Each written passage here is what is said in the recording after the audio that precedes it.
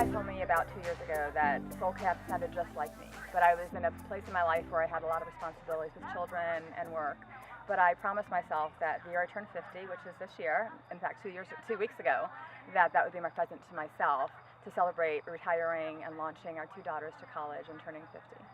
I really took the opportunity to be very real and raw with the people that I encountered, both my bunkmates and some of the counselors, which led to a really great experience that I had today. Even though I had made a lot of progress this weekend, I was still feeling slightly invisible, and I knew that was my own issue for sure. So I approached a counselor who I felt a connection with, was feeling that 15-year-old girl, envy, intimidation kind of thing going on, and I know that was all from my own wound, but I thought, well, let me address this. Let me walk through that issue instead of walking around it or turning my back on it like I had for 35 years. And so I just said to her in the beginning of her meeting, I said, I need to share with you that I'm intimidated and a bit envious of you. And she was wonderful in helping me to walk through that and get to the root of that problem and to see me. And she said, I see you. And that was just a really great and powerful healing moment for me.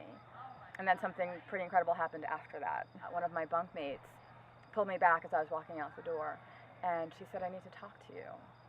And I thought something, maybe she wasn't feeling well, or, I'm a chiropractor, so could I help her? And she just took me by the arms and she said, I'm intimidated and envious of you. And that stopped me in my tracks. Like, I literally, it took my breath away. And I shared my experience, and I said, my lesson for myself and for you is that we're all perfectly imperfect. I'm looking at this instructor who shared in the course of our conversation about my envy and intimidation that she had those feelings as well, still to some people, and is working on those. So I saw her as perfection, but really she's perfectly imperfect. And I was feeling super imperfect, and yet I look over my shoulder and there's someone who I look to as a very equal peer, someone wonderful, and she's seeing me as her ideal of perfection. So as I'm reaching towards someone, someone's reaching towards me. So it's a kind of lesson to me to know that we're all in this together. And when you're reaching out for someone, that someone might be reaching out for you. I was sitting here in our little closing circle saying, I can't wait to reach out to Michelle and Allie saying, how can I be of service to you? How can I be a Soul Camp ambassador?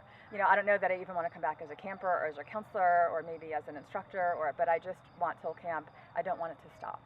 I want to live Soul Camp. And so I would love to be involved in any way that I can. And take it home with me. Take those little nuggets and those great transformations home with me to serve the world better.